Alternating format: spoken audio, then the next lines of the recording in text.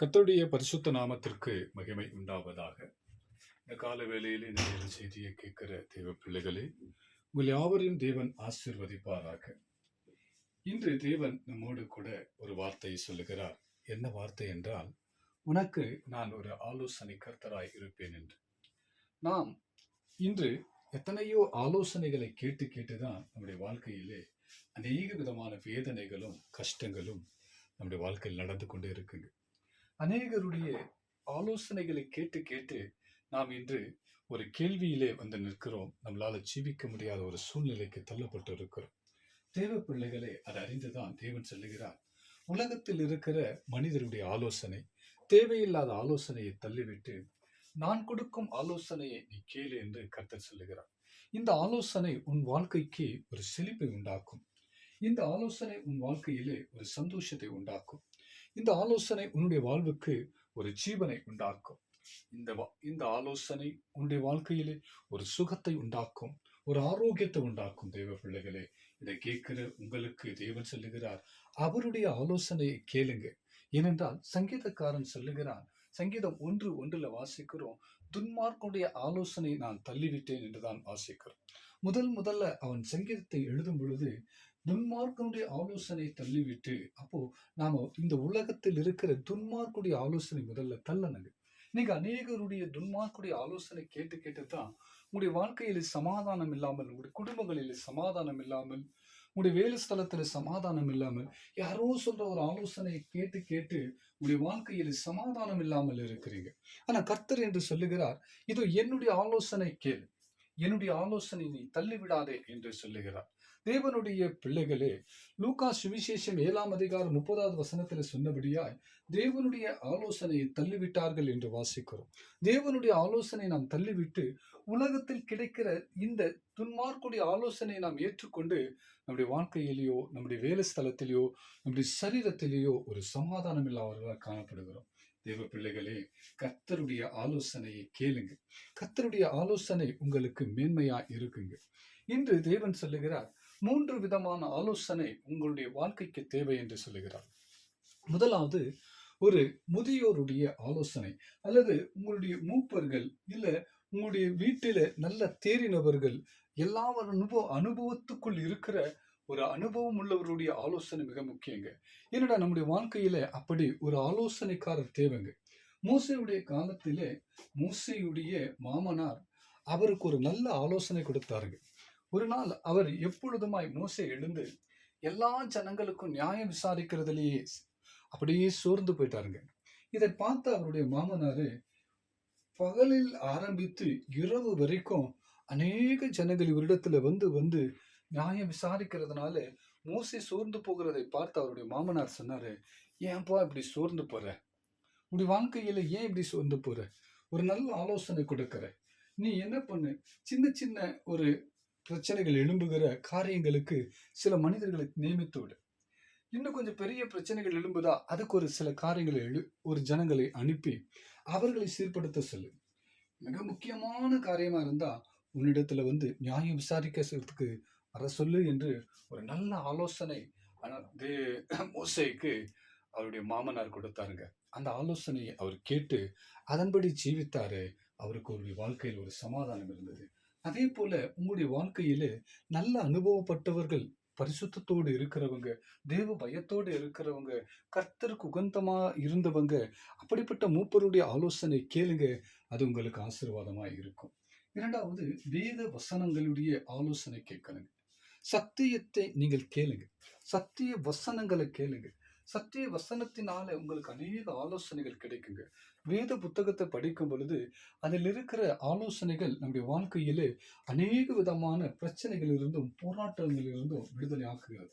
அதனால நீங்கள் சத்திய வசனத்தை தியானிங்க, சத்திய வசனத்தை நேசிங்க. அதனால்தான் சங்கீதக்காரன் 1 துன்மார்க்கனுடைய ஆலோசனைப்படி நடவாமல் என்று சொன்னவன் 2வது வசனத்துல வாசிக்கிறோம், நான் இரவும் பகலும் அவருடைய வேதத்தின் மேல் தியானமாய் இருக்கிறேன் என்று சொல்லுகிறான்.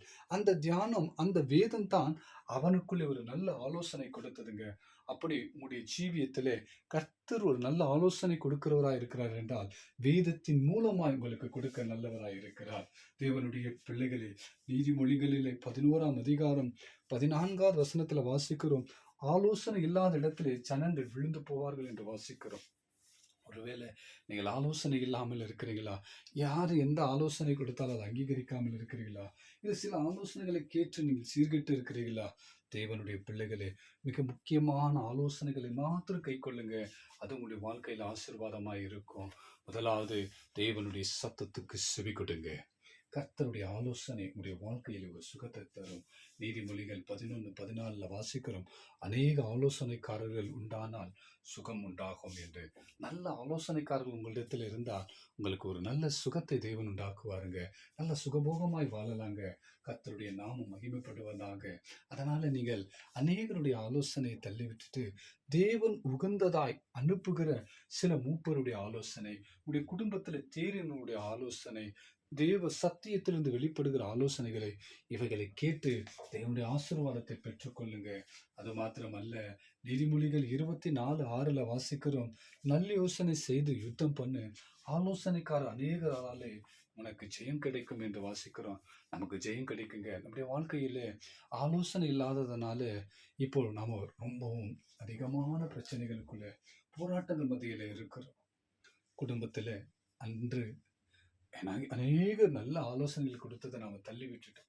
அநேக அனுபவசாலிகள் நமக்கு ஒரு நல்ல ஆலோசனை கொடுத்ததை நாம தள்ளி விட்டதுனால இன்று அதோடைய எல்லா கிரிகளையும் அனுபவிக்கிற அளவுக்கு நாம ஈடுபட்டு இருக்கிறோம். தேவனுடைய பிள்ளைகளே, இன்று தேவன் சொல்லுகிறார், அத்தனை ஆலோசனை எடுத்து போட்டுடுங்க. உங்களுடைய வாழ்க்கைக்கு தேவையான ஆலோசனையை கர்த்தர் கொடுக்கிறாருங்க. நீங்கள் எப்படி நடக்கணும் என்று கர்த்தர் பேசுகிறார். நீங்கள் எப்படி ஜீவிக்கணும் என்று கர்த்தர் உங்களுக்கு ஆலோசனை கொடுக்கிறார். எப்படி சத்தியத்துக்குள்ள வளரணும் என்று ஆலோசனை கொடுக்கிறார். எப்படி இந்த உலகத்தின் வனாந்தரத்திலே நீங்கள் நல்ல வாழ்க்கையை வாழ வேண்டும் என்று அவர் ஆலோசனை கொடுக்கிறாருங்க. அதனாலதான் சங்கீதத்துல வாசிக்கிறோம். சங்கீதம் 73ஆம் சங்கீதத்துல 22வது வசனத்துல வாசிக்கிறோம். சங்கீதக்காரன் சொல்லுகிறான், ஆண்டவரே, நான் காரியம் அறியாத மூடனன், உமக்கு முன்பாக மிருகம் போல இருக்கிற ஆண்டவரே, நான் காரியம் அறியாத ஆண்டவரே, ஏதோ எனக்கு தெரியல ஆண்டவரே, புத்தி இல்லாமல் நடக்கிற ராஜா, ஒரு மிருகத்தின் குணம் எனக்குள்ள இருக்கிறது ஆண்டவரே, ஒரு நல்ல ஆலோசனை கொடுக்கும் ஆண்டவரே, அந்த ஆலோசனை என்னுடைய வாழ்க்கையில செழிப்புண்டாகணும் ஆண்டவரே, அந்த ஆலோசனை என்னுடைய வாழ்க்கையை மாற்ற வேண்டும் ஆண்டவரே, என்னுடைய போராட்டங்களை மாற்ற வேண்டும் ஆண்டவரே, அதற்கு உம்முடைய ஆலோசனை மாற்ற தேவை ஆண்டவரே, உடைய ஆலோசனை தாரும் என்று சொல்லுங்க. அதே சங்கீதம் 73ஆம் சங்கீதம் 24வது வசனத்துல வாசிக்கிறோம், உம்முடைய ஆலோசனைப்படி நீர் என்னை நடத்தி முடிவிலே என்னை மகிமையிலே ஏற்றுக்கொள்வீர் என்று நாம் வாசிக்கிறோம். தேவ பிள்ளைகளே, கர்த்தருடைய ஆலோசனையிலே நீங்கள் அந்த ஆலோசனைக்கு நீங்கள் இடம் கொடுத்து அந்த ஆலோசனைக்கு கீழ்ப்படியுங்க. அவர் உங்களை மகிமையில நடத்துவாருங்க, மகிமைக்குள்ள கொண்டு போவாருங்க. ஒவ்வொரு நாளும் நீங்க எழுந்த உடனே, ஆண்டவரே, இன்று எனக்கு ஒரு ஆலோசனை கர்த்தராயிரும், என் குடும்பத்தில் என் பிள்ளைகளிடத்தில் எப்படி பேசணும் என்று ஒரு ஆலோசனை தாரும், என்னுடைய பெற்றோரிடத்துல நான் எப்படி பேச வேண்டும் என்று ஒரு ஆலோசனை தாரும், வேலை ஸ்தலத்துல நான் எப்படி இருக்க வேண்டும் என்று ஒரு ஆலோசனை தாரும் ஆண்டவரே. ஆண்டவரே, ஒவ்வொரு நாளும் எனக்கு ஒரு நல்ல ஆலோசனைக்காரராக இருந்த ஆண்டவரே என்னை வழிநடத்த ராஜா. என் குடும்பத்துல சமாதானம் இல்லை, என்னுடைய வார்த்தையினால நான் ஜீவிக்கிற ஆண்டவரே, என் வார்த்தையினால சமாதானம் இல்லை ஆண்டவரே, இந்த வார்த்தைகள் எப்படி பேச வேண்டும் என்று எனக்கு ஒரு ஆலோசனை தாரும், யாருக்கிட்ட எப்படி நடக்க வேண்டும் என்று ஒரு ஆலோசனை தாரும் ஆண்டவரே.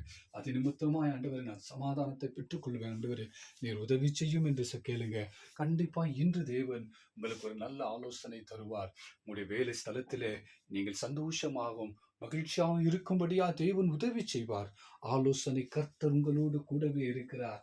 இன்று முதல் தேவன் சொல்லுகிறார், நான் உனக்கு அநேக ஆலோசனைகளை கொடுத்து நீ செழித்து வாழும்படியாய் உன்னை ஆசீர்வதிப்பேன் என்று சொல்லுகிறார். தெய்வ பிள்ளைகளே, கர்த்தருடைய வார்த்தையின்படியாய் ஜீவிங்க. கர்த்தர் உங்களை ஒவ்வொரு நாளும் மென்மையாயும் நடத்துவார். உலகத்தில் இருக்கிற துன்மார்க்குடைய ஆலோசனை தள்ளிவிடுங்க, தேவையில்லாத ஆலோசனைகளை தள்ளிவிடுங்க, கர்த்தருடைய ஆலோசனை கை கொள்ளுங்க. கடைசியாக சொல்லுகிறேன், ஏசாயா 11:2 வசனத்துல வாசிக்கிறோம், ஆலோசனை பலனும் அருளும் ஆவியை பெற்றுக்கொள்ளுங்க. பரிசுத்த ஆவியானவர் நமக்கு நல்ல ஆலோசனை தருகிறவராய் இருக்கிறார். அந்த ஆலோசனை பாவத்தை குறித்து ஒவ்வொரு நாளும் எச்சரித்து, இது பாவம் என்று ஒரு ஆலோசனை கொடுக்கிறார், இது நீதி என்று ஒரு ஆலோசனை கொடுக்கிறார், நீ சாட்சியா ஜீவிக்கணும் என்று ஒரு ஆலோசனை கொடுக்கிறார். இவ்விதமாய் ஆலோசனை கொடுத்து உங்களுடைய நித்திய ராஜ்யத்துக்குள்ளே கொண்டு போய் சேர்க்கிறார்.